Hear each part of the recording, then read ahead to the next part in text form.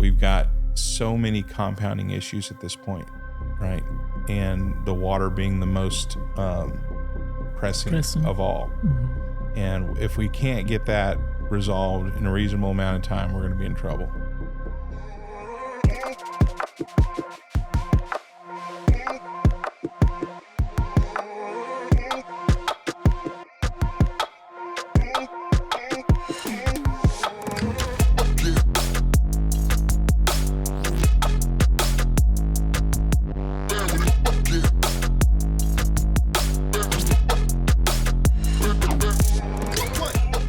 All right, Mr. Michael Miller, thank you for joining me in the den. Thank you, Pastor Joel. It's a pleasure to be here. Yeah, it's good to have you here. I first met you with Luis Guanteo when he was here. Yes.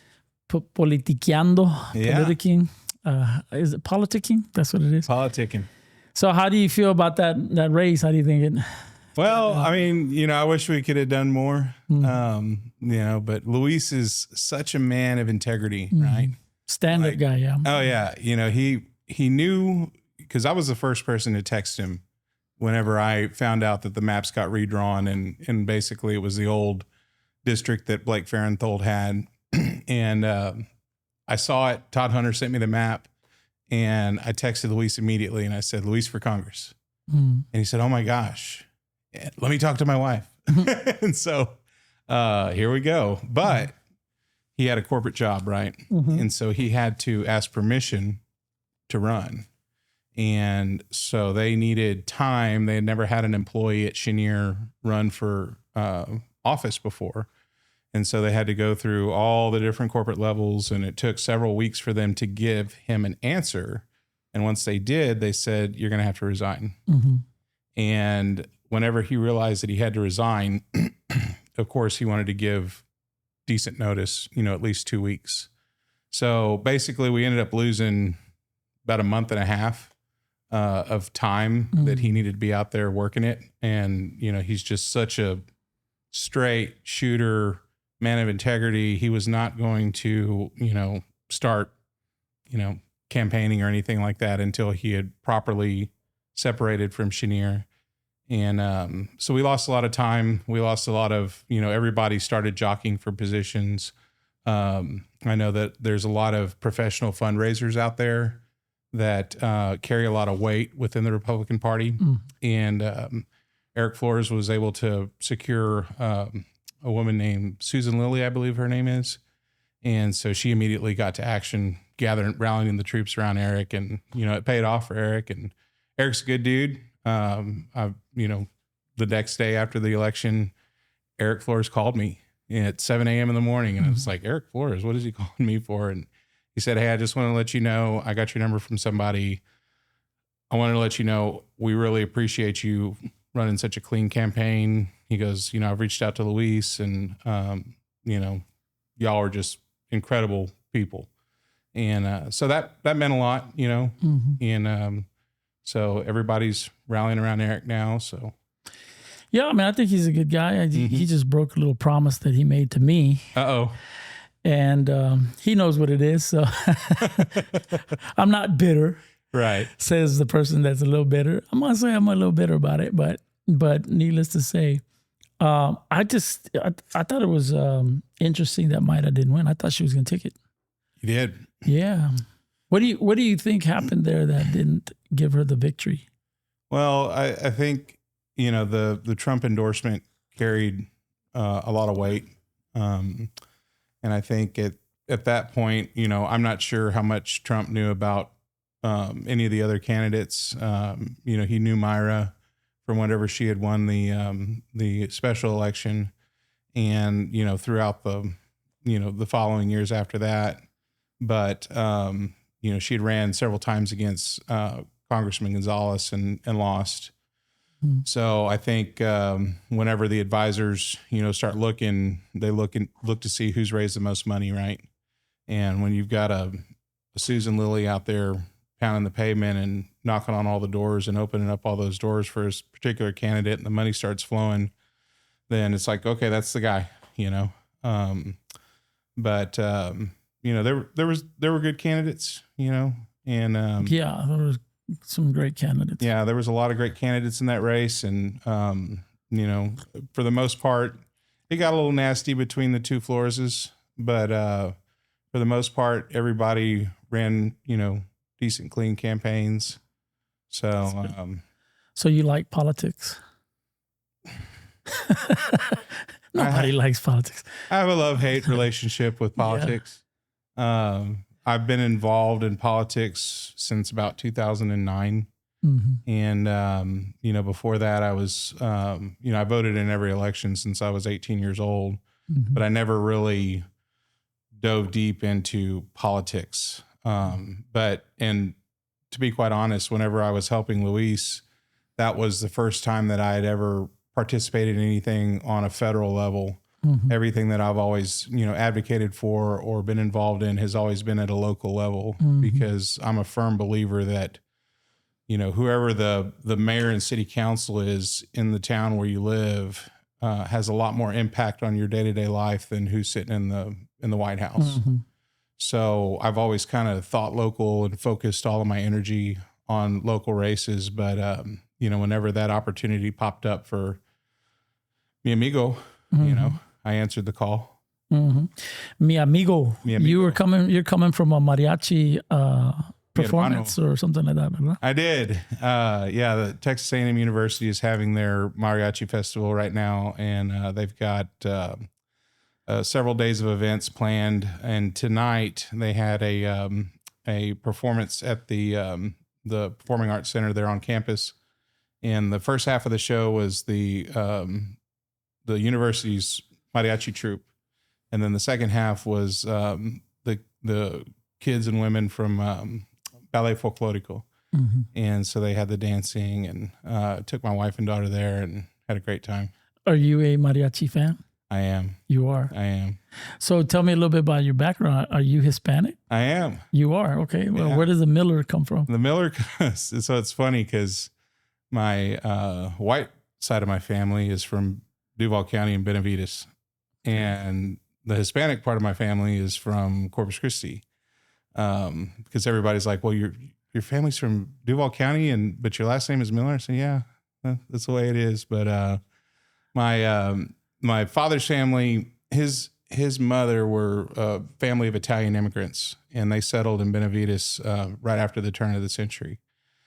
And his father was from Dallas, and his father's father, my great-grandfather, ended up buying a ranch in Duval County, and he had a couple of sons, and he set them up down there and said, you know, y'all go drill for oil and run cattle and, you know, have fun. Did they? And they did. Yeah. They hit oil. They did.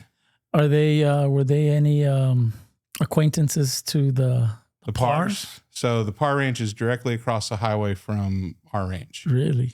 And growing up, you know, I knew a lot of the Par descendants after they, you know, kind of stepped away from politics after George may or may not have committed suicide back in I think that was in the 60s. You think he did? I don't know. I don't want to speculate. Or did he get Clintoned? That was before my time, but you know, they it was quite the to-do whenever my dad was growing up, you know, and especially for the Rossi family, which was my father's mother's family, because they were Italian and they were kind of outcast. And the way George Parr and Archer Parr and them kind of operated was they were very good to the Mexican community, right?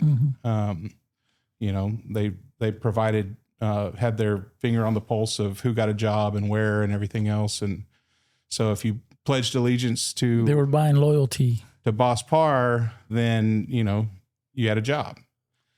The Italians, they just kind of, you know, they were outcasts. And so they kind of had to live on, they were like homesteaders.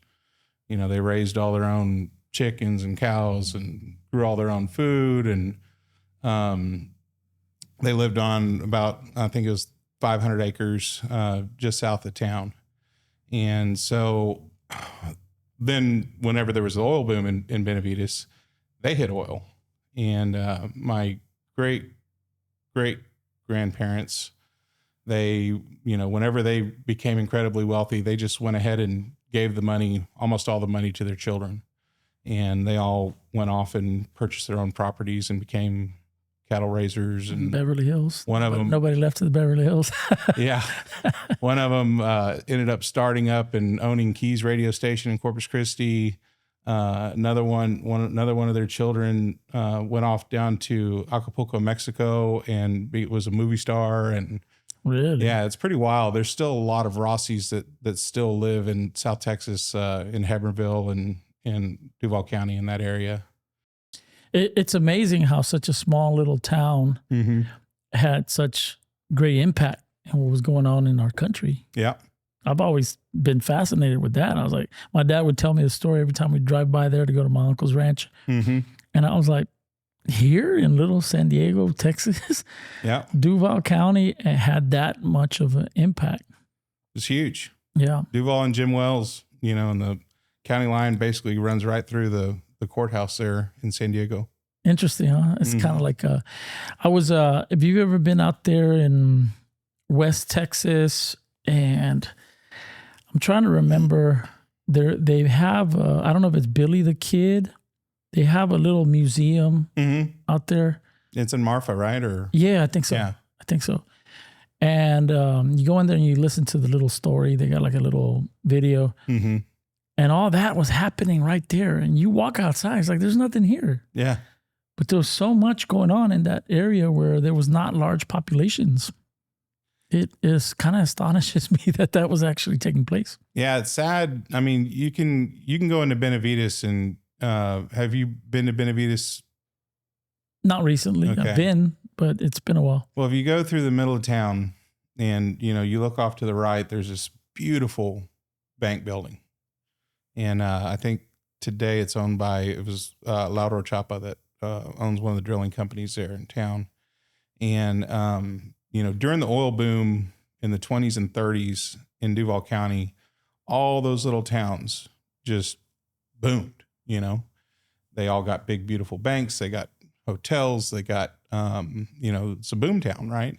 And then just as soon as the oil bust hit, everything got abandoned. And so all those little towns, there's the hardcore ones that stay, and they'll never leave. But, unfortunately, you have these ghosts of the past, right? These skeletons. And but that bank building is still very beautiful. And Mr. Chapa cleaned it up real nice. He hadn't finished out the inside or anything, but he got the outside of it looking great. But driving through that town, and, it's a very poor community. But just driving through that town and seeing that big, beautiful bank from the 30s or 40s, standing there looking proud and tall. There was stories there. Even here in Robstown, like you see some of these buildings and the brindled and beautiful old homes here. Yeah. And it's like, what used to happen here? Like, what is the story behind all of this? It's nowhere close now to what it was then. Yeah. The sophistication of the community is not anywhere close to what it was back then. It just amazes me how a town could be more sophisticated back then than 50, 60 years later. Doesn't that kind of like, yeah, even Corpus, like you look some of the old pictures, and I look at some of the pictures at the Robstown Museum, and I'm like, how is all that going on then? And there was no progression. It's like we went backwards, or I don't even know how to explain it. I think a lot of it has to do with just the way, the United States has grown, right? As, you back up 75 years ago, and people started businesses where they lived, and they, owned the businesses. They had the, dry goods store, you had the butcher shop, you had the this, you had the that. And then it just slowly turned into the H-E-B and the Walmart. And so, did like laziness set in? Is that what it? I don't think it's laziness. I just think it was a matter of, importing a lot of, foreign goods that were much easier to produce overseas, and, the global economy really kicking in. And so it just kind of decentralized these little clusters of commerce that, popped up all over South Texas and all over the United States. And so and now we're kind of stepping away from retail in general. And now it's all online. Right. And there's Amazon trucks driving all over the place, just constantly dropping off packages. It on kind of in the same line, like my dad used to share little dichos, like little sayings, like proverbs that his parents would say, right? And I'm like, where did these poor people get such wisdom? Mm-hmm. And we don't have that anymore. Like you can drive through a town, like any little town, and you can find tons of uneducated people that would not even be able to bring up a thought like some of those proverbs that my dad's parents and grandparents were handing down to them. Yep. What do you think happens there? I don't know. I mean, those folks still exist, and they still exist in those towns. I know that. So there was a family, the Salas family. Atilano Salas worked for my grandfather for over 50 years. And I think he had 8 children. He raised them all. Most of them were born on the ranch. And they're all incredibly intelligent, incredibly wise, productive folks. Mm-hmm. And one of them was a school teacher for many, many years at Benavides Independent School District. And he's just a brilliant writer. And I'll share some stuff with you later. Right. But yeah, I mean, it still exists, but again, and this is happening right now in Corpus Christi, right? Whenever there's no opportunity, whenever there's no, chance of building a better life and creating something different for your family, all the kids move away. Mm-hmm. And they go, and just like, what I consider to be the beginning of the downfall of Corpus Christi was during the 80s, whenever all of the major oil companies left Corpus Christi and centralized in Houston, right? Because during the 80s, when all those, or from the 50s through the 80s, when all the skyscrapers got put up in downtown Corpus Christi, they were filled with Texaco, Pennzoil. Mm-hmm. All the major oil companies all had a corporate presence in Corpus Christi. And then just as soon as they cut the ribbon on One Shoreline Plaza, the crown jewel of the Bayfront, right?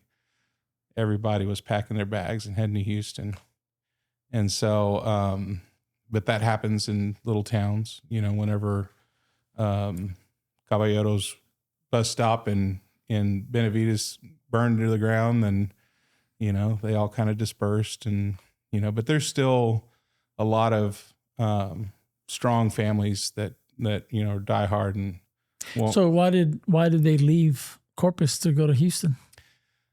It was just basically there was a downturn, right, in the oil business, and instead of having all of these satellite presences and paying the rent and everything else and having people spread out, let's just move them all, make Houston the energy hub, and we can have field operations wherever.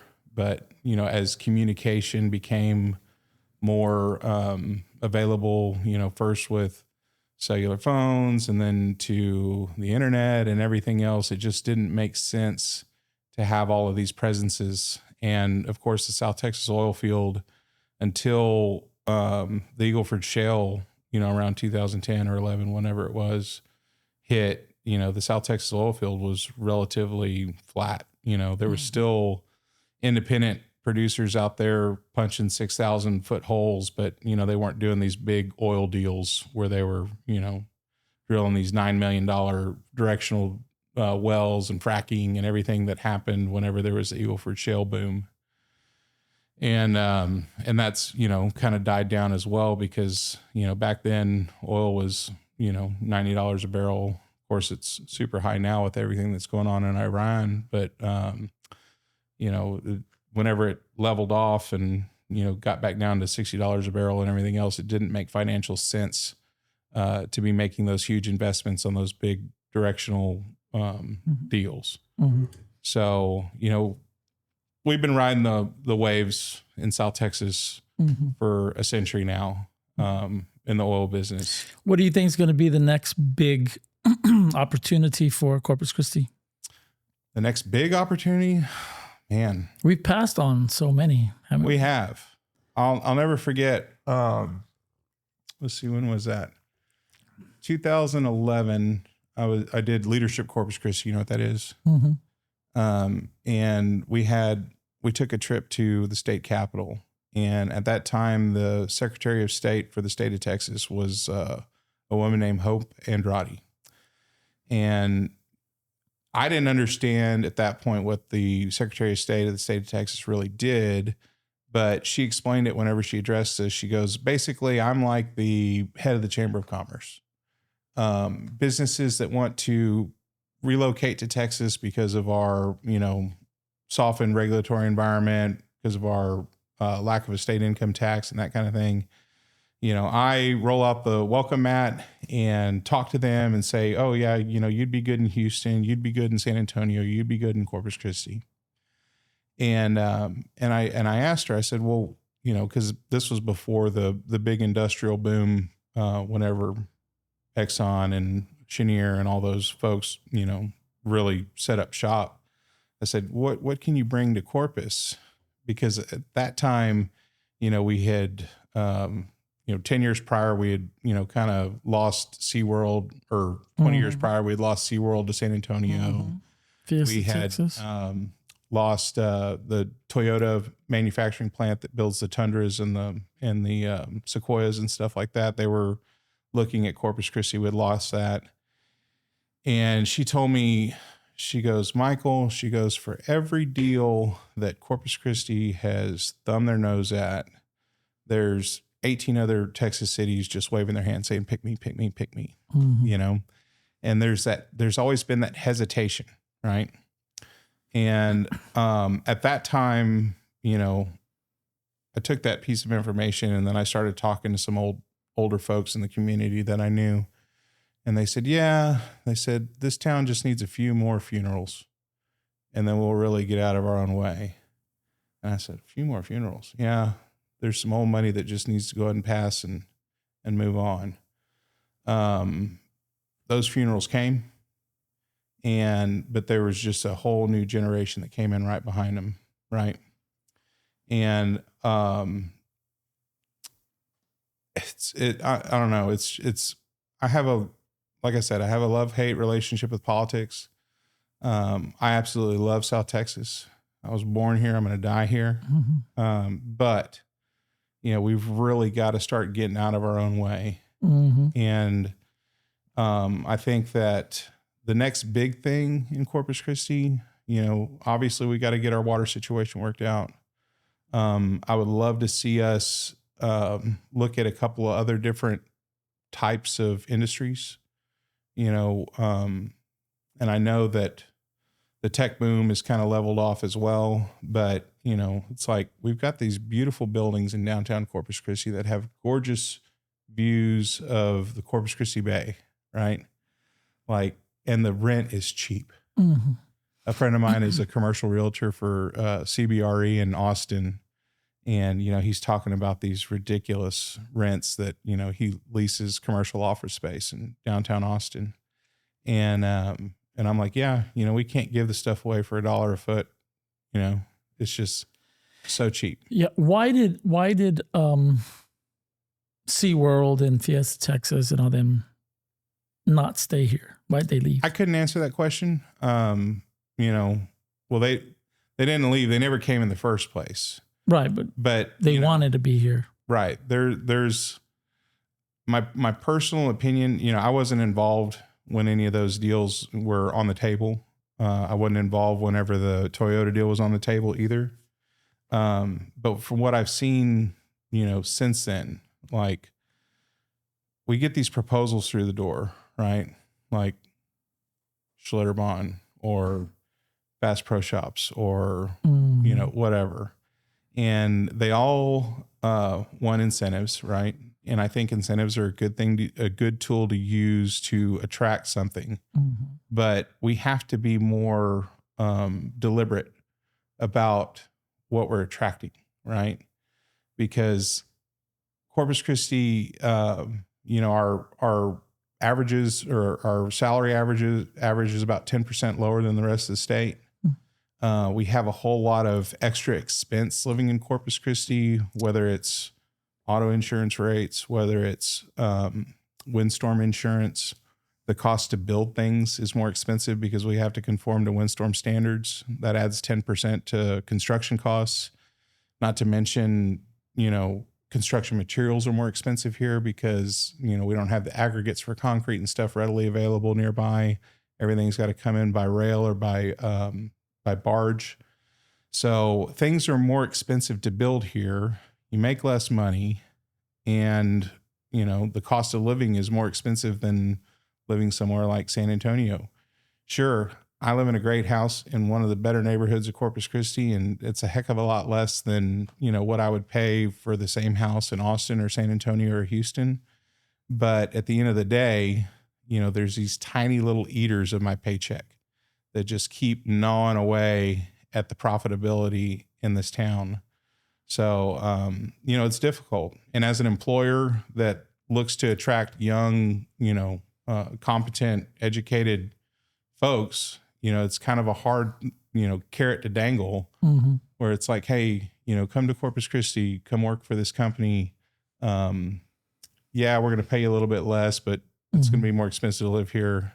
And good luck finding a girlfriend.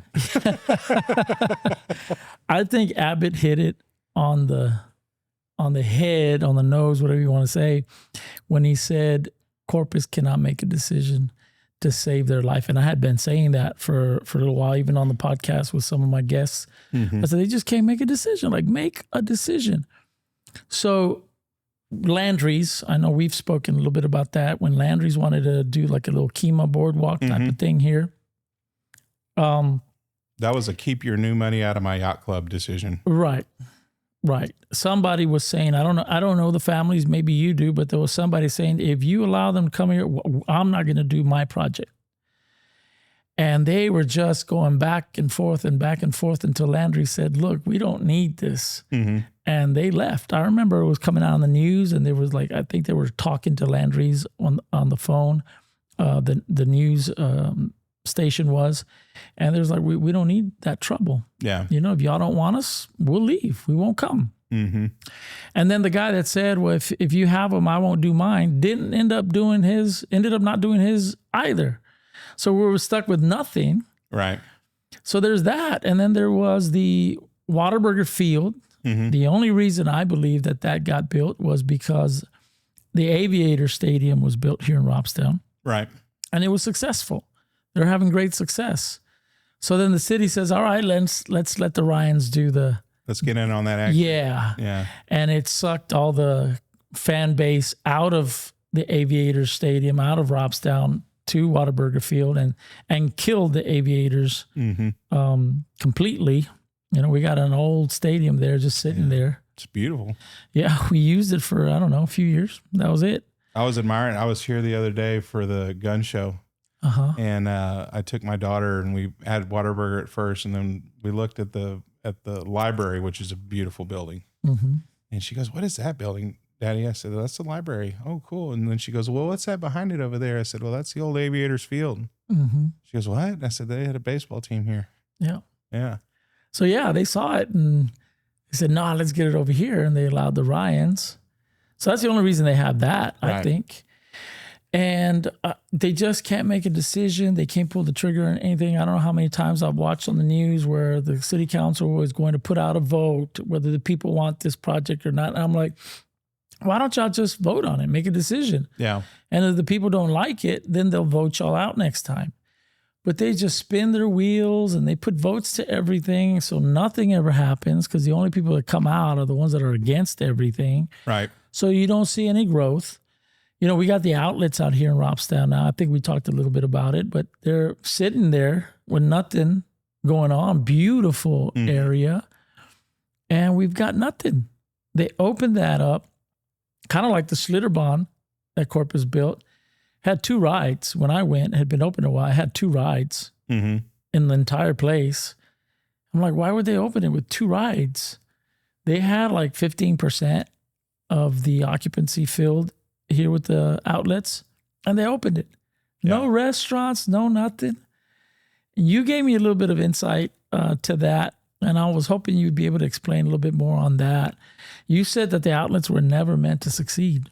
Well, it's not that they were never meant to succeed. Of course, you know, the investors that put money into that project wanted it to succeed, but if it didn't, it wasn't that big of a deal because they have the EB-5 visa program, which was at the time, you know, crazy rich Chinese that desperately wanted, you know, visas in the United States.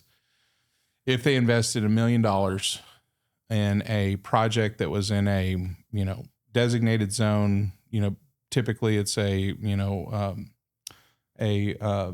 blighted area, you know, something that, you know, an area that really desperately needed a shot in the arm, and they would establish these projects. And if you invested in these projects, then you got a speedy green card, and, you know, you could basically write $1 million check, hop on a plane, you're doing business in the United States. So that's how the majority of that project was funded. And so they, you know, got a couple of anchors signed up. I think y'all had Nike and Brooks Brothers and, you know, a handful of, I think they had Guess and just a few stores. Right. But, you know, the bottom line is, and, you know, I kind of was hoping that it was going to take off because everybody was saying, well, why do they want to put that thing in Robstown?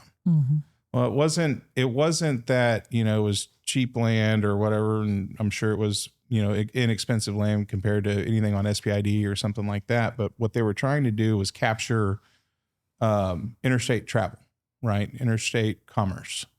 If you go to the outlet mall in San Marcos, you know, you walk around that outlet mall and you're hearing Spanish speaking folks, you're hearing, you know, Chinese speaking folks, you're hearing a lot of, there's a lot of international customers that go to those outlet malls.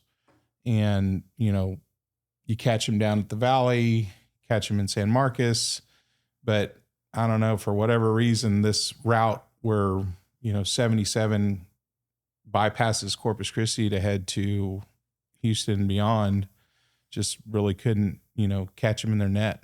So with what? With the outlets? With the outlets, correct. Well, with 15 stores or 15% out of, you're not going to catch anybody. You wouldn't even catch the people from here. But you always, those things kind of grow organically, right? You know, and you start off with your anchor tenants that are the big, you know, grabbers. And then everything kind of fills in around them, but you got to have profitability among those anchor tenants. And, you know, they hung on for 1 or 2 years, and then it was like, it's not happening. To me, it looked like it was a setup for failure because it's just, same with Schlitterbahn. You're going to open up with 2 rides. People are going to come. They're not going to come back. Right. You come and have a few stores here that you want to shop at, nowhere to eat. You're not coming back. Yeah.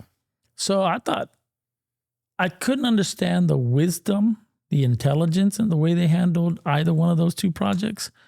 I said, and so when you kind of told me, well, you know, this is what the deal was with that, it made a lot of sense to me because I couldn't understand how anybody that was in business would think that would work, that would be successful. So when you told me, well, they didn't care if it succeeded or not, in essence, you know, they were just doing it for the visas, whatever. Like, I was like, that makes perfect sense because that thing's just sitting there and they got a couple things in there, but it's nowhere where it could be. I mean, it has so much potential if somebody were to just bring it to life, but I don't know that would happen again. Yeah. Even when they were trying to bring the, I don't know what they were going to call it, the hemisphere, some heritage, something arena here at the fairgrounds. It was another arena about the size of what they were saying then was like the American Bank Center. Right. And the mayor at the time was that tall gentleman. His name slips me. A mayor in Corpus or Robstown? Yeah, Corpus. Yeah. Who was that? Lloyd Neal? Lloyd Neal. Yeah. Mayor Lloyd Neal, and I think Mr. Pusley was a board member at the time, a council member at the time, or a commissioner. Commissioner, yeah. They didn't want it. They didn't want it here. I know Mayor Neal didn't want it here. And they had a meeting there at the fairgrounds. I remember going to it, and the risk that they hadn't been able to give the county employees a raise, and that didn't make sense. I'm like, that is the problem. Y'all do everything half-heartedly, if you want to use that word, and you expect it to boom. You can't expect to do something half-heartedly and then that it's going to be successful. You're going to have failure, and then you're going to look at it, and then you're going to have. Well, I knew it wouldn't work. Well, it didn't work because you didn't go all in. Yeah. I think had they built something like that here, there would have been a lot of other events that could have been drawn to this area, and then that could have helped the outlets and the area boom. But when you're just doing things a little bit at a time and then not have success, it's not proving that you were right, that it couldn't have success there. It's just you set it up for failure. Well, here's my opinion. So, and I appreciate, these projects, right? The American Bank Center, the Richard Borchard Regional Fairgrounds, Aviator Field, Whataburger Field. All of these things are, kind of scaled down versions of things that the bigger cities in Texas have. And I think that we as Corpus Christians, or what do y'all, Robstonians, we all deserve to have nice things, right? But the problem is we float these things, whether they're, a bond initiative or something like that, and we get the taxpayers excited about it, and we, have huge marketing campaigns promoting these things. But at the end of the day, we're using tax dollars, right, to somewhat artificially create an image of prosperity, right? But when in reality, we've got some pretty poor folks, right? Absolutely. And what I'm about is, what I was getting at with, we have all these tax incentives that we're offering for Bass Pro Shops, or let's get Costco here, or let's get, or whether it's a hotel or something like that. Ultimately, all of the job creation that is, created from those projects are all low paying jobs. We're talking retail, we're talking housekeeping in hotels. We're not creating an economic benefit in general for the community.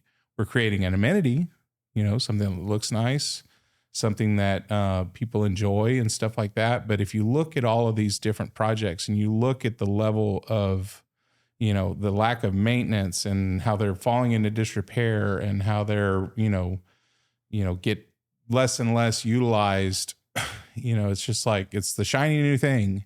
And then, then it kind of backs off. But what we need, in my opinion, what we need to be doing is using those tax dollars to attract higher paying jobs, new industries, things that, shooting for the fences, things that we, haven't ever considered before. Because what that does is it creates wealth within your community. And whenever you create wealth, you build things. Right. And instead then you have a need for an outlet. well, then you organically start getting these things because there's a market for it, right? I was just on the south side yesterday, driving down Staples by King's Crossing, and Reed's Jewelers created this new beautiful jewelry store. And I was like, man, that's nice. Let me pull in there, look real quick. And they got the Rolex boutique, and they got the Omega boutique, and all this other stuff. And there was nobody there. Right. I'm like, and I kind of looked at the lady, and she said, "Are you interested in something?" And I said, "Well, yeah, I'm just kind of looking around." And I said, "Do you have any customers here?" She goes, "No, it's pretty slow." Mm-hmm.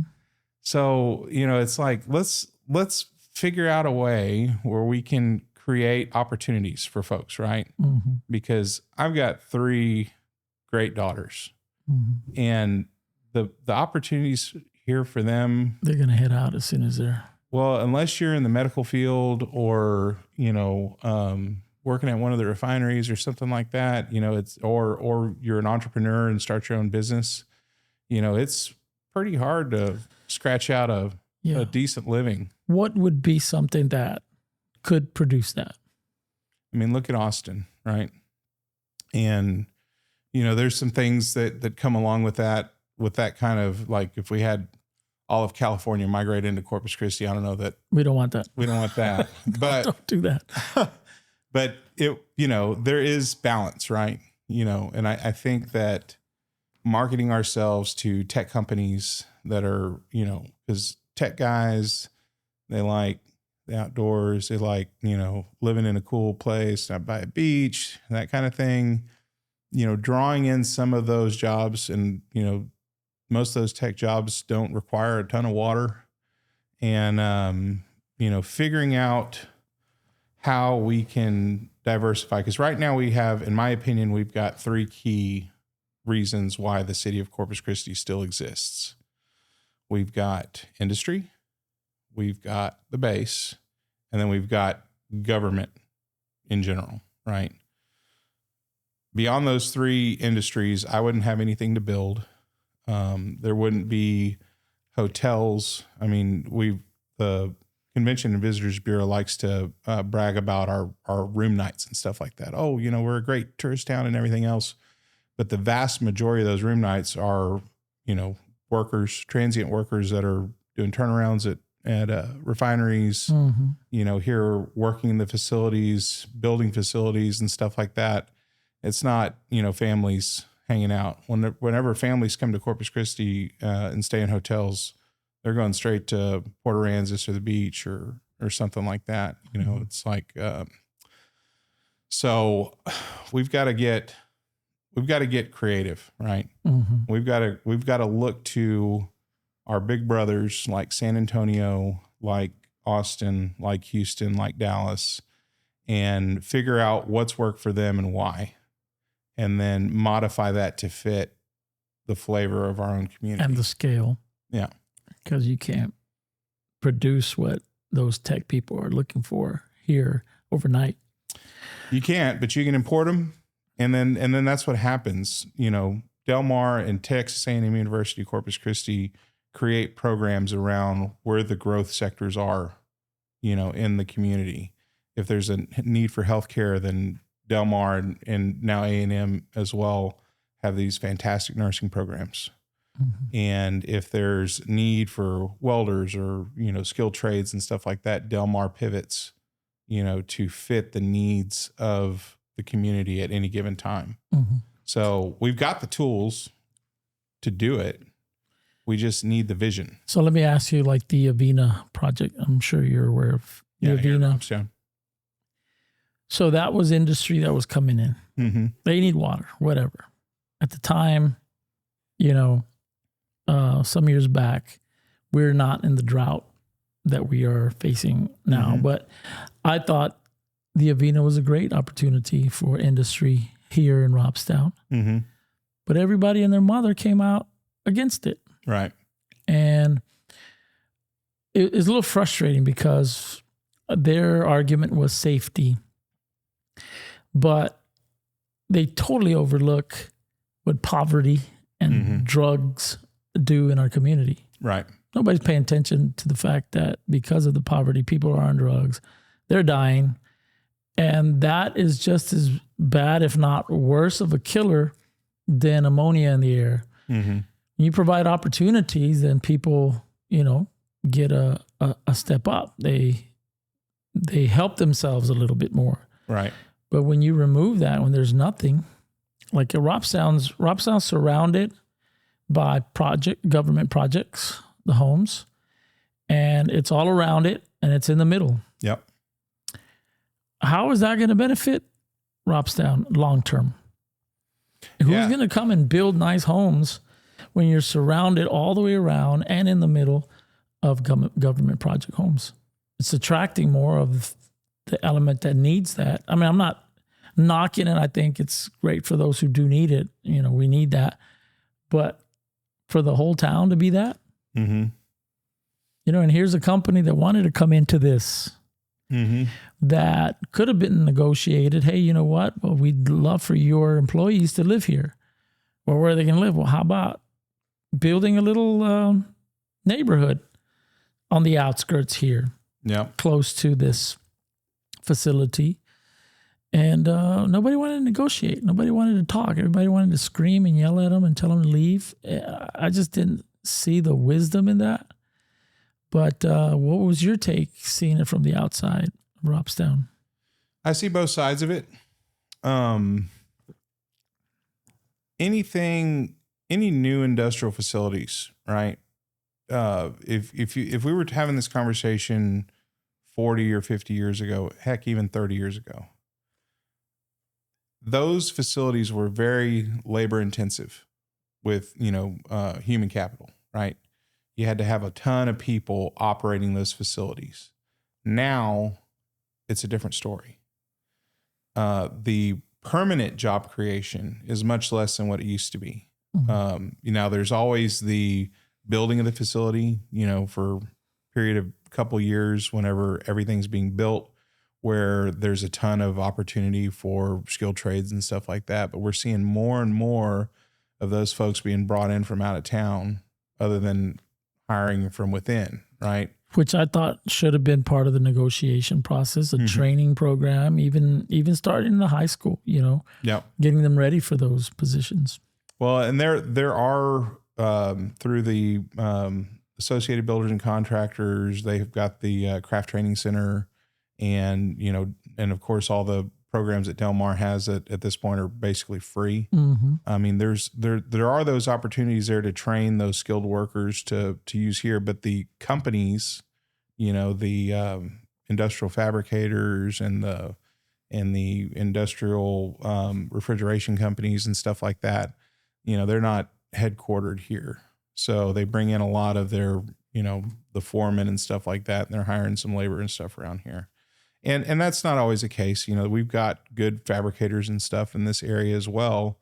But ultimately, once the plant is built and they turn the switch on and everything is running, now, through the power of AI, through SCADA systems and everything else, runs on its own. It kind of runs on its own. I sit on the board for for Chenier here in Corpus. And on their, they call it the CAP. It's the Community Advisory Panel. And one of the first things we did last year, whenever I was asked to be on that board, was, we took a tour of the facility. And so we get in this bus and we start driving around, and we've got the plant manager, a woman named Rishta. She's, saying, this is, the first train that we built, and these are the tanks, and this is it. And everybody's looking around, and I raised my hand and I said, where are the people at? She goes, that's a good question. She goes, we really don't, have a whole lot of employees. I expected it to be like, you remember on Fraggle Rock, the doozers, just crawling all over the structures and everything else. She goes, that over there, that's our, our crew house over there. And we've got kind of a roustabout crew that hangs out in there. And, whenever the SCADA system's trigger an alarm, we got to go change out that pump over there. There's the warehouse where we store all the parts. They run over there, grab the part, swap out the part, and then they go back in there and hang out and watch Netflix. Mm-hmm. So everything kind of runs, through automation and everything else, things are running with a lot less, human interaction. So then where is that growth that's taking place out there coming from then? Because, you drive over there, it's unrecognizable. Oh, yeah. Everything's coming up. You got all kinds of new amenities, retail. Yeah. Mm-hmm. Mm-hmm. Where's that growth coming from? So San Patricio County has benefited greatly from us supplying them water. Mm-hmm. You know, I struggle with all of the, you know, hemming and hawing and tug of war match that we're in with San Patricio County right now, because, you know, we're delivering them about 40 million gallons a day across the bridge. Mm-hmm. And, you know, we're asking to take 24 from the Evangeline project, and they're acting like we're stealing their water. Mm. You know, we're still in a trade deficit with San Patricio County when it comes to water, even if we take that 24 million gallons a day. But you know, basically everything on the Nueces County side of the Port of Corpus Christi, all that real estate is all gobbled up, you know, with Valero, Flint Hills, Citgo, and then the stuff that's across the other side of the channel. So that industry still is producing high paying jobs then? That, you know, like you said, it's automated, but there's jobs that are being produced. Well, there's spinoffs, right? So the jobs that are within the plants themselves, you know, are much less, right? But you've got service companies that pop up. Correct. You know, to service a widget that they use in one of those facilities. And that was kind of where I was headed to. If the Avena project had come up, even though it might not have employed that many people, right? Those support businesses and support industry would have compensated for that as well, or it would have produced more jobs, right, and brought more growth. That perhaps they were not depending on water the way Avena would have been. Right. It would have brought more opportunity. Same way it's happening out there in Portland. But man, I think we shot ourselves in the foot over here. And I know water is scarce now and all that, but I don't think it was the case at that point, at that time. We didn't know we were going to be here at this. We did. Point. Did we? Yeah, we did. What do you think is causing the drought then? Well, it's not necessarily the drought itself, right?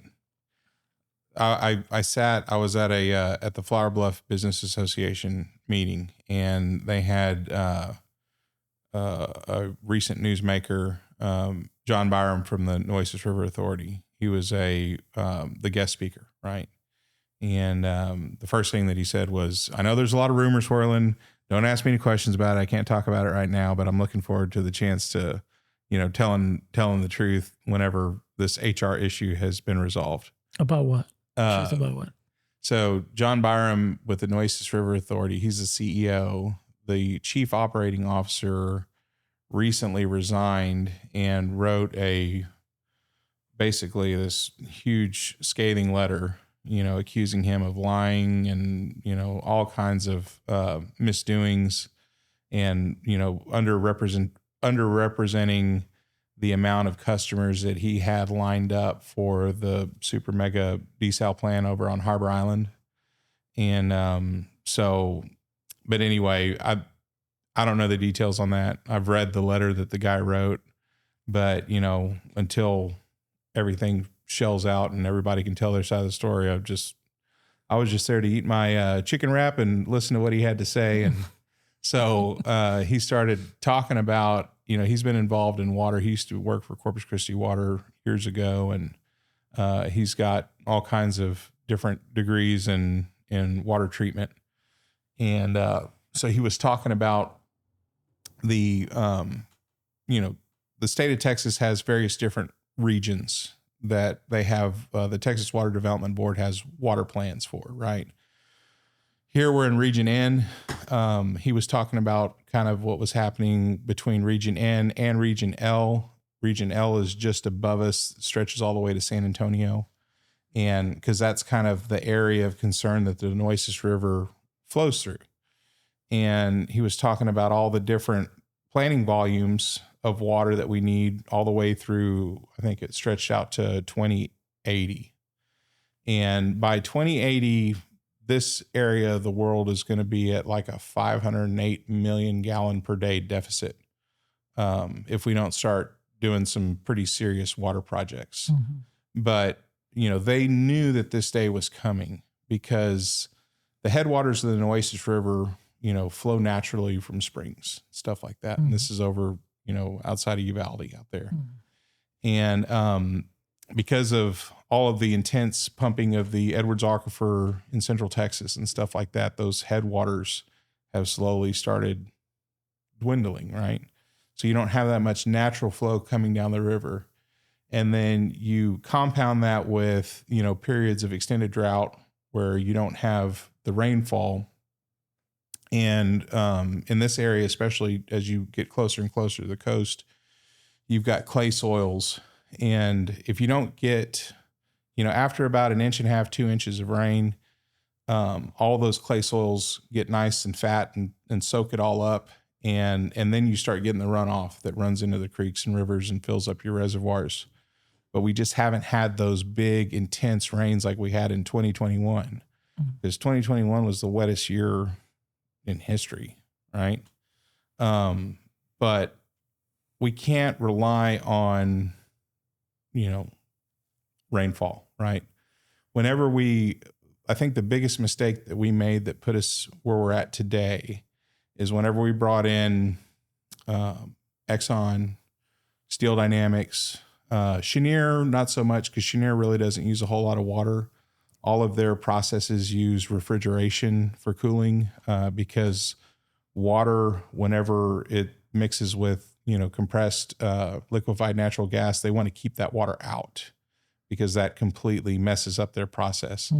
So they don't use a lot of water. But, Exxon was permitted for like 25 million gallons a day. Steel Dynamics. What do they use the water for? What do you mean? What do they use water for? What does industry use? For cooling for the most part. Okay. Yeah. So you have, but there's, areas of the world where these refineries exist, and there's other technologies that they can use that have much less water than we have here. So they use it for cooling. They mix it with something? No. So they have these cooling towers, and, all their processes are different, but they call it processed water, right? And so they run it several different times. It's like a heat exchanger type deal. Why do you need new water? Well, so they recycle it. They have their own internal reverse osmosis systems where whenever that cooling water, as it runs through all the different, units or whatever you want to call them. Like a radiator type of thing. Right. Then they have to clean that water, and I think they can reuse. It depends on which facility you're talking about. Flint Hills is probably the most efficient facility that we have. Valero is probably the most inefficient facility that we have, but they have, these reverse osmosis systems within the plants that allow them to reuse that water 2-3 times. And then they have to discharge it because they can't really strip it anymore. Where do they discharge it? Into the ship channel. It's no longer usable at all in any way, the water? Well, it gets so like I said, I'm a little bit ignorant on this stuff. I just know, I did some research on, they talk about it in terms of gallon of water per gallon of product, right? And it's typically about a 1-to-1 ratio. For every 1 gallon of water, it makes 1 gallon of gasoline. Some, fuels require a little bit more water. Some fuels require a lot less. But the kind of the, I guess the baseline is kind of a 1-to-1 ratio. And I did the math in 2020. And I don't have the numbers in front of me. I should have brought them. But basically the gallon ratio at Flint Hills was about 0.29 gallons per gallon of product. And that's a vast number of different products that they produce. And then Valero was like a little over a gallon per gallon of output. Because there's not readily available information about, how many gallons of diesel they made, how many gallons or barrels of jet fuel, how many barrels of gasoline, of all the different products. But so I'm kind of like, I'm not very educated on that either. But diesel, gasoline, whatever, the product is being made with the water? No, they just use it for cooling. So That's why I don't get, like, how does cooling, how does them running cooling, water for cooling contaminate the water in any way or make it unusable anymore? I mean, I just don't get that. Yeah, well, a lot of it becomes steam, Obviously, whenever it gets... But even steam can get captured, can it? I mean... Well, I remember growing up, driving, up 37 and looking over at the refineries, and, at night they look like Emerald City. It was beautiful. Yeah. But during the daytime, I'd ask my mom, I go, what is that over there? She goes, oh, it's the cloud factory. Yeah. All you saw was the clouds coming off the top of them. Yeah, I just don't understand it fully. How they use so much water, why it wouldn't be able to be reused. And I had Jim Wright on some time back, and he was telling me about a process with their water that they use for fracking and all that. That water would be enough to fulfill the needs of Corpus Christi and more. Right. All they would have to do is clean it up a little bit and throw it into the river and send it down here, or a pipeline or what have you. I'm like, why haven't they done that? Yeah. You've heard that? There's tons of options. But they don't do any of them. Well, the problem is you've got factions, right? You've got factions on council, and really it's not really factions on council. It's factions on the benefactors of those council members. And there was a big push for the Inner Harbor desalination project, especially with the last council. But it was still a 5-4 council, right? You didn't have a overwhelming majority of a council on board with that project. And then you had, and then fast forward to this council, then it's flipped, right? Now it's 5-4 the other way. They don't want it. That don't want it. And I err on the side of the ones that don't want it, not because I want to stop industry, not because I want to, say no to something. It's just a matter of how we've approached it is different than anything that's done anywhere in the world. Because Corpus is so stubborn. You remember the Proposition A deal where they wanted to build a hotel at the American Bank Center and, spend about $500 million of sales tax money. Do you remember all that? I don't. This was 2022, I guess. It was a big sales tax election, because City of Corpus Christi gets these 1/8 cent sales tax, cuts on every good that's sold out of the city. And for years, that money had been used to build the American Bank Center Arena, and that was paid off. That sales tax was retiring, and then there was another one to rebuild and maintain the seawall. That one was expiring as well, and so they had a sales tax election, and the idea was to take all that money that you were getting from the arena and the seawall and invest it into the city building a convention center hotel, because the idea was that we would get more conventions here if we had a hotel attached to the convention center to make it more convenient for convention goers to attend these events. And so I saw that proposal and I looked at it and I said, okay, I could probably get behind this. Let's see how this worked out in other cities. And so all I did was Google convention center hotel.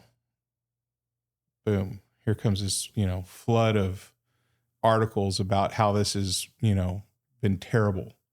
That somebody had this idea years and years ago to do this in San Antonio. That hotel went bankrupt. They just done one in Kansas City. It had gone bankrupt. They did one in Conroe. It went bankrupt. And I'm like, we're going to devote that much of our sales tax, which is, a really important revenue stream, on something that is 100% going to fail. Why are we even talking about this? And, the answer to me was, oh, you just don't have the vision and you just don't, I said, no, The reason why we don't have conventions of any size in the city of Corpus Christi is because we don't have an airport that can support international and we're not a hub, right? We don't have a whole lot of destinations. Everywhere we fly is to Dallas and to Houston. And Houston. Yeah, it's Houston or Dallas. Mm-hmm. Currently, we have a flight to Denver that's probably not going to make it because the city, and the airport are having to buy the empty seats in those planes to keep that thing going. And that was part of that Proposition A proposal as well, was to get a couple of new direct flights out of Corpus Christi and basically, buy the seats so that the airlines would agree to put those, they can't sell those them routes cheaper. here. So it, like I said earlier, we're using tax dollars to artificially create this, this look of prosperity when we could be reinvesting those dollars in a more meaningful way and doing some serious primary job creation, talking about jobs that pay over $70,000, $80,000 a year and, just rising tides raise all ships that way instead of, let's dump a bunch of tax dollars. So what was the deal with the desal? You said you didn't like the way it was being done. I didn't like the way it was being done because the first thing I did was they said, all the taglines were out there. They're like, oh, this desal, it's, they do it all over the world. There's 18,000 of these things, worldwide. There's X many thousands in the United States. It's normal, And so I said, okay. So start typing out, doing my research.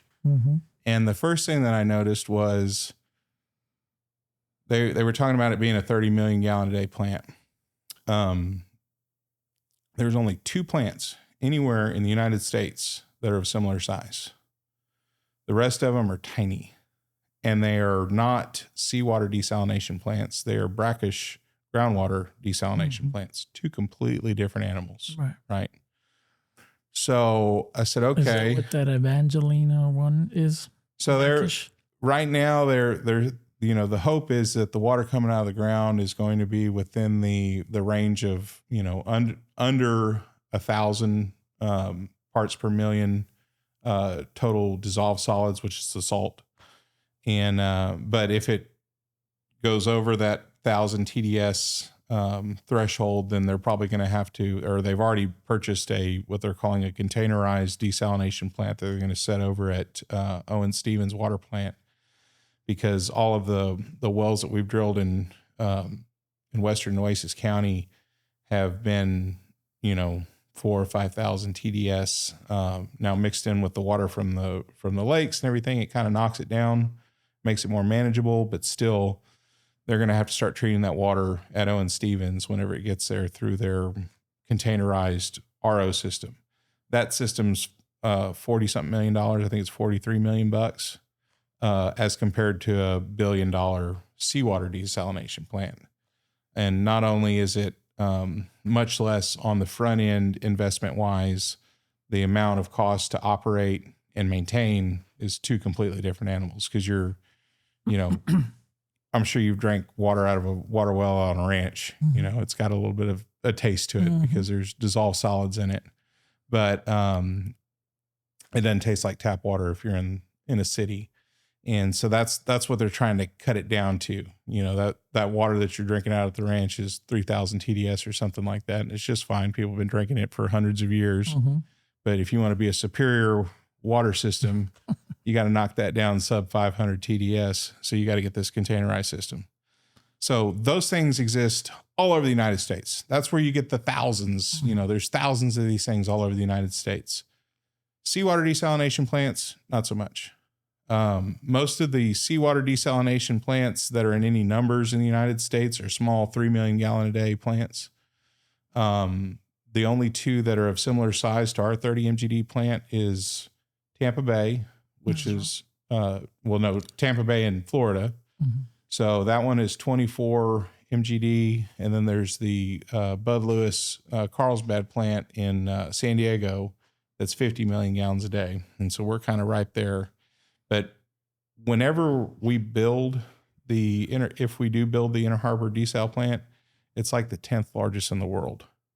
So we're doing something a little bit unique, right? Mm-hmm. Now, they do this all the time in Saudi Arabia. They do it in Israel. They do it in Australia. Mm-hmm. There's many countries that don't have the options that we have here, where that's their last resort. And so they have to do it. If Israel, Saudi Arabia, and Australia had the groundwater that we have around us, they would not be doing desal plants, because it is the single most expensive method of creating drinking water. And like I said, it's not just how much the plant costs, it's how much it costs to run. So why aren't they doing any of them? Well, we are. So, I mean, at the level that we need them to. If they're doing some, they're not obviously significant enough, because we still have a water issue. Well, so we got all the stuff that's going on in Nueces County that we're flowing into the rivers. We've got the Eastern Well Field. We've got the Western Well Field. We've got the Edward Shaw Foundation property that we recently acquired. You know, I think we've got, I can't remember the number of wells that are currently pumping, but there's many, many more.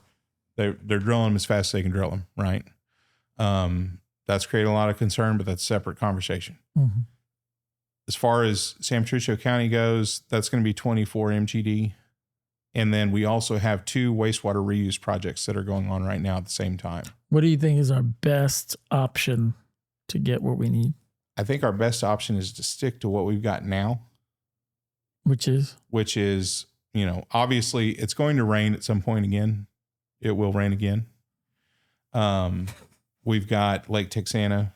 Okay. So Lake Texana is a completely different animal than Choke Canyon and Lake Mathis, because Texana, anything north of Victoria to the northeast, gets a lot more rain than we do here in the Wild Horse Desert, right? Yeah. That reservoir is dipped down to close to the 50% mark at this point, but it's done that before. It has one good rain event and it's full. Why do you think we're so dry from Corpus all the way to Laredo? Why do you think there's that little...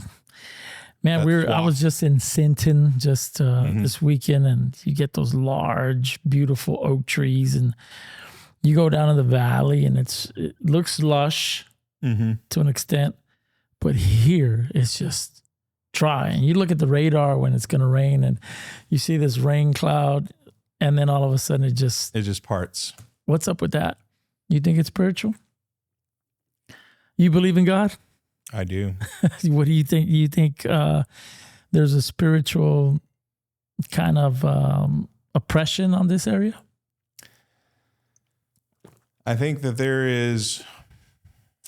I think we need to refocus on what really matters in South Texas, and you know, whether or not that has any effect on our rainfall. I think, you know, even if it didn't have any effect on it, I think there's things that we could do to get out of our own way, essentially. Yeah. To improve the quality of life in this town. But we've got so many compounding issues at this point, right? And the water being the most pressing of all. Mm-hmm. And if we can't get that resolved in a reasonable amount of time, we're going to be in trouble. And I worry about the future. Yeah, so much scripture where it talks about he'll release the rain on our land. So rain is obviously, or the lack of, or the benefit of, right, the blessing of, was also always tied to spiritual reasons. Right. And God said, I'll bless your land and send you the rain. And when even Elijah, when God was dealing with the people, he called a drought. 3.5 years, I believe, or 3 years, something like that. It didn't rain. Yep. And they were feeling the consequences of it. And I can't help but to think that there's a spiritual condition in this area that is keeping the rain away. Man, you just drive a little bit north. It's a different world. Drive a little bit south. It's a different world. I'm like, what in the world happens down this little stretch? And, you know, I think that we have to look at that. You know, if in the same manner, if you go a little bit north and you talk about godly things, there's a much greater knowledge of the things of God. You go down a little bit south, same thing. I mean, you can go to the valley and there's just on that, what is that, 83 or is it 2? From 83. Brownsville all the way down to Mission. All the way Laredo. Bro, there's churches left and right, and they're not just there. They're huge and they're full. And same thing a little bit north. You're here in this Corpus Christi area and you don't see full churches. Yeah. And I wonder what that struggle is to get people into the church. You have a hypothesis on that theory? I don't have any hypotheses. All I have is the advice that, you know, I shared with my wife because we had kind of strayed from the church. And several years ago, you know, whenever our youngest daughter was about 6 years old, you know, I said, we've got to start going to church because, and, you know, and it was always like, well, she's going to be squirming and, you know, screaming and crying and where's my tablet? Where's this? Where's that? And I said, it doesn't matter. You know, let's drag her in there, kicking and screaming. The important thing is that she sees us worshiping. And, you know, because that was my trigger, right? Going to church with my parents. And, you know, I was raised Catholic and to this day we go to the same church that and sit in the same pew that I did with my parents. And it, you know, it just starts becoming part of your being. And then you can start having conversations with your children whenever they mature a little bit more about, you know, creating and, you know, developing a relationship with God that I think is extremely important. And, so, you know, it's never too late, right? It's never too late to come back into the fold and, just making sure that your children see you worship, love, and, you know, live a Christ-like life is important. And so just keep passing it on. You know, the Bible says that if my people who are called by my name would humble themselves, seek my face, turn from their wicked ways, and pray, I would hear from heaven, forgive their sins, and heal their land. The land reaps consequences for the lack of relationship with God that people might have. So I think it would be beneficial for the community to humble themselves. You know, people who don't serve God, even maybe that would watch this and they would shake their fist at God and I don't need that. And that's stupid to think. You know, our mayor here in Robstown called a few of the pastors to come into the chambers to pray for rain back, I think it was last summer, I don't know, July or somewhere around there. And we went and we prayed and we got criticized for it. The following week, it rained for the whole week. You know, and it is the answer, but until the people humble themselves. And we have a tendency to fight God on everything. We don't want to do it the way he wants us to do it. And we'll fight it at our own detriment. And I think it would be beneficial for this community somehow to humble themselves. I think it rained last Sunday too, didn't it? It did for Easter, you know. So it was a Holy Week, and Saturday and Sunday it rained beautifully. I loved it. So I think we find the answers to life and to its complexities and to its issues. We find it in the Word of God. And until we are willing to humble ourselves and seek that, he says, seek me and you shall surely find me. Yep. You know, we can try all day to find that water, but God says, all I got to do is make it rain. You won't have to worry about any of that. But will you ask me, sincerely ask me, humble yourself and ask me to do it? That's going to be on us. Yep. You know, Mr. Michael Miller, it's been a pleasure. Thank you for joining me in the den. Amen, brother. And let's pray that God send the rain. Every single night. Every single night. Every single morning. Trust God. Believe him. About 18 times a day. Yeah. Yeah. There's got to be some soul searching, and I think as a whole, as a community, we do have to bow our heads and get down on our knees. When I say that, I mean humble ourselves. Yeah. Physically, sure, but our heart posture needs to get humbled a little bit. We do. And we need to work together. Mm-hmm. And we need to do it for the right reasons. Right. And we need to pray for our leaders Mm-hmm. that they see past their own ambitions, Mm-hmm. their own egos, Yep. And do something for the greater good of the people that entrusted them with the responsibilities that they have. Mm-hmm. Because I think that gets lost. Once you get past the campaign, once you get past the excitement of a new responsibility, that's when all the demons start coming out and they start taking advantage and saying, oh, here's this shiny new thing, follow me. And they get led astray. And so I pray even for our leaders that I disagree with, on a fundamental basis. Mm-hmm. I pray for them that they see the light. Yeah. Well, thank you for caring about the community. Yeah, I know you're involved in it. Es tu gente. Yeah. Nuestra gente. Yeah, for sure. And we don't leave. We stay here. Mm-hmm. We still get criticized for trying to see it do better, but we're here. We're here. And we're doing everything we can to see it succeed. So my high school friends call me Mr. Corpus. Mr. Corpus. Yeah. Yeah. I mean, I think a lot of people would leave. Yeah.